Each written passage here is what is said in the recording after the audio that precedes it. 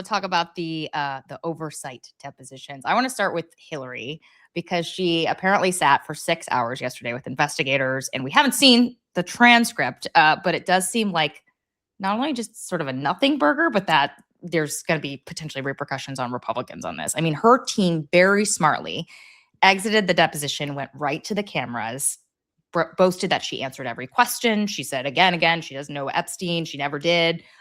She was never at his island. She was never at his home or his offices, and said, you got to ask my husband all these questions. Cause like, ask my husband. And like, I feel like it makes Republicans look small, again, that they're going after the wife for potentially what the husband did. But then there was this leak that Nancy Mace was grilling her about how she felt about her husband giving massages to other women. Like that sort of thing, it just, it doesn't play well. I mean, even Fox and Friends this morning was like, what is the purpose of this? Like, what are Republicans doing? Sean, like, did they make a mistake by calling in Hillary? It's a good question. We won't know until we see the whole transcript. Okay. Sure. That being said, and so Hillary, I will give her credit. She was on her game yesterday. She came out, she played this perfectly. She set the narrative, i.e. this is what we talked about. I mean, like, I thought that was really smart, which is you always want to be on offense. You want to be first. Comer came out.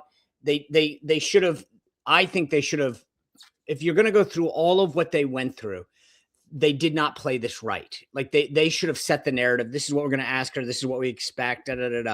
Here's why I'm saying this.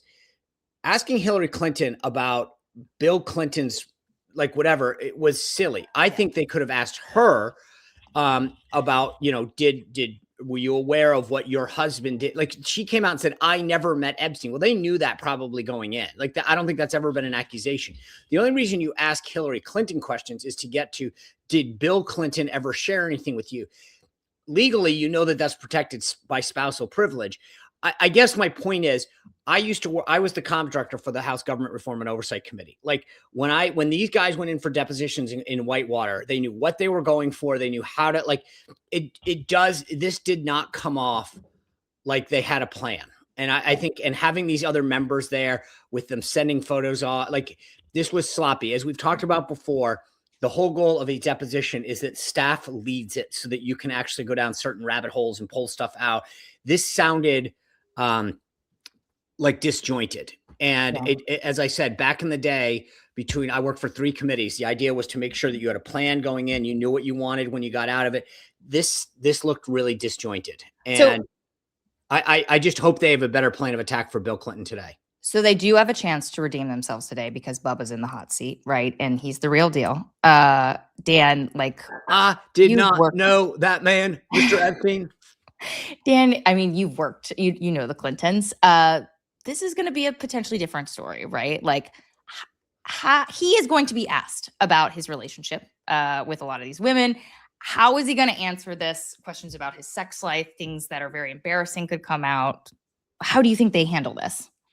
Well, there's 2 parts to this. The one, I think she put on a masterclass. I mean, I said it online. Like, she came, she kicked their butt yesterday. I mean, the opening statement they leaked just fired up the entire team blue and set the narrative, right? They went on offense. She came out. The fact, I mean, they couldn't have been given a better gift than leaking a photo. Like, it instantly looked partisan. It looked just ridiculous. And the best thing that Comer could say is she said, you have to ask my husband, because as she said a million times, I don't know it. Like, this is not my thing. Right. Yeah. So I think the fact they asked her about Pizzagate, the fact they asked her about all this stuff, it was just a joke. And look, Comer bungled a lot of Biden stuff. They bungled this again. Bill Clinton is a different story. And there is a lot of worry around the Clintons because, one, there's more substance now, right? You have photos, you have direct involvement. He was involved in the foundation. He was involved, they traveled together. 2, he is older. I mean, if you've seen Bill Clinton recently, his hands shake. His voice is weaker than it was. It's remarkable because he's the same age as Donald Trump almost, right? So you have, 2 different images here. The other thing is he is angry. And an angry Bill Clinton, just like an angry Donald Trump, is, sometimes it can be channeled for good and sometimes it can lead to, Popping confrontations off. and things that you wouldn't want. And Yeah. he is pissed. He's pissed at Democrats. He's pissed that he's, being dragged back into this. He's pissed that his wife was asked to, not asked, but made to come in. And so, you add it all up. He is a big game player like Trump. Traditionally, when the lights are brightest, Bill Clinton does best. But there is nervousness today in the Clinton world. How does he even answer? You can hear it. The question, right? Did you ever sleep with a woman that Epstein brought to you? Like, you can hear the question, and like, I don't know. It just seems, it doesn't seem like a good position at all to be in, unless you can just say no. Go ahead, Sean. No, so this is actually there's two things that I thought were interesting about yesterday. One is Hillary, in her testimony that she claims and that they at least somewhat affirmed, she kept saying, I don't know Epstein, right? And I don't, which was the right thing. I mean, like for her, and she did say, by the way, I had a casual, relationship with Ghislaine Maxwell, which frankly, again, these guys, we'll see in the transcript, but I think they missed the mark. They needed to go where she was. But when she was talking afterwards with the press, started to defend Bill and say, and that was a mistake. I mean, like, this is where what I would have done if I were the committee is made Clinton go first. Okay. Gone down this rabbit hole with him to exactly what you said, Rachel. Did you do this? Did you do this? He's going to have to, he's under oath, right? And he has paid the consequences for not being honest before. And so I would have then had Hillary go second and say, your husband said under oath that he did the following.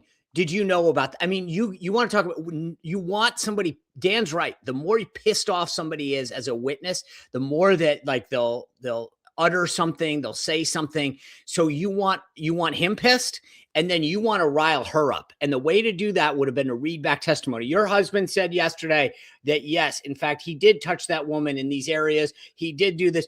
Did you know about that? When did you know about that? What else have you known about? What has he lied to you? I mean, like, get her pissed and then get that on but that's what they should have done. Her going first, again, big mistake. The problem is it's all salacious. And I think most Americans would look at trying to beat up a spouse over their husband's alleged infidelities. It's just not a good look. This is why it backfired in the late 90s. Like, go after Bill Clinton if you want, because that's the person whose conduct you have questions about, or in this instance, the relationships and everything. But look, it's going to be an interesting day today. There is anxiety about it in Clinton. Well, I will say this. I know from some folks in the House leadership, I like Jim Comer. But I know that there are some concerns about how they've handled past stuff. This is going to be really interesting. And here's, again, like the idea of the picture leaking was just a silly, like it was unnecessary. Like it was stupid. And it gave her a reason to talk about the immaturity and the unseriousness of this nature. There's a reason you conduct these depositions by staff. Comer should have been there with the ranking member, full stop. If they screw this one up today, it's on them.